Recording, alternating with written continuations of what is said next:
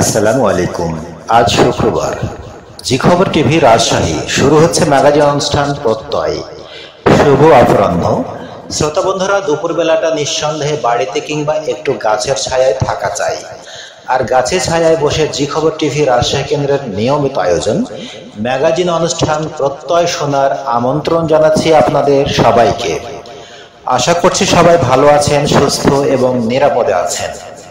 আপনাদের সবার সুস্থতা কামনা করে শুরু করছি আজকের প্রত্যয়। আজ প্রত্যয় উপস্থাপনায় আপনাদের সাথে আমি আছি আব্দুল খালেক। বিজ্ঞানী আলবার্ট বলেছেন, যখন একজন পুরুষ সুন্দরী নারীর পাশে 1 ঘন্টা বসে থাকেন তখন মনে হয় মাত্র 1 মিনিট বসে ছিলেন, কিন্তু তাকে একটি গরম চুলার উপর বসিয়ে দিলে 1 মিনিটই মনে হবে 1 ঘন্টার চেয়ে বেশি। আপনাদের সবার মঙ্গলময় জীবনের প্রত্যাশা নিয়ে জানিয়ে দিচ্ছি আজকের প্রত্যয় সূচি। প্রসঙ্গ আজকের তথ্য প্রসঙ্গ। শুনবেন শুক্রবারের ফজিলত। শুরুতে আজকের দিন, তারিখ, স্থান ও আবহাওয়ার তথ্য নিয়ে জানিয়ে দিচ্ছি আজকের ডায়েরি। আজ শুক্রবার 12 বৈশাখ 1432 বঙ্গাব্দ, 26শে শাওয়াল 1446 হিজরি, 25শে এপ্রিল 2025 খ্রিস্টাব্দ। গোদাগাড়িতে আজ সূর্য উঠেছে ভোর 5টা বেজে 36 মিনিটে, অস্ত যাবে 6টা বেজে 33 মিনিটে। গত 24 ঘন্টায় গোদাগাড়ি ও এর আশেপাশের এলাকায় সর্বোচ্চ তাপমাত্রা ছিল 38 ডিগ্রি সেলসিয়াস। একই সময় বাতাসের আর্দ্রতার পরিমাণ ছিল 35%। আজকের ডায়েরি আজ এ পর্যন্তই। শাশ্বত বাণী। মান সাতারা মুসলিমান সাতারাহুল্লাহু ফিদ দুনিয়া ওয়াল আখিরাহ। যে ব্যক্তি কোনো মুসলমানের দোষ গোপন রাখিবে, আল্লাহ তাআলা কিয়ামতের দিন তার দোষ গোপন রাখিবেন। আল হাদিস।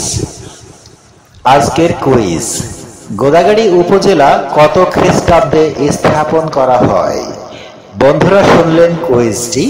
কুইজের সঠিক উত্তর জানা থাকলে আপনার নাম, ঠিকানা সহ SMS করে পাঠিয়ে দিন আমাদের এই নম্বরে 01721031894। পরবর্তী অনুষ্ঠানে প্রথম পাওয়া 2 জন সঠিক উত্তরদাতার নাম ঠিকানা জানিয়ে দিব। ততক্ষণ আমাদের সাথেই থাকুন।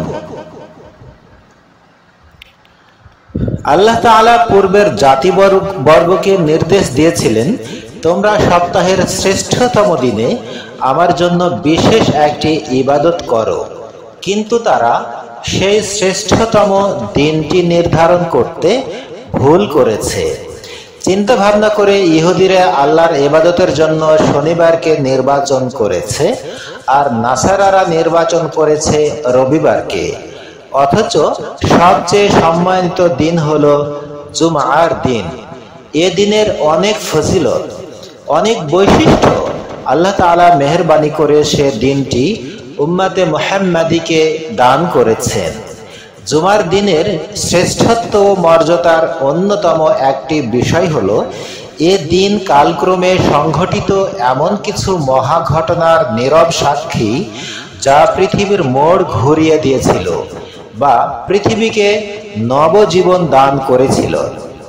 এমনিভাবে এ দিনই সংঘটিত হবে ওই মহাপ্রলয় যা এই নশ্বর পৃথিবীর সমাপ্তি ঘটিয়ে এক অবিনশ্বর জগতের সূচনা করবে।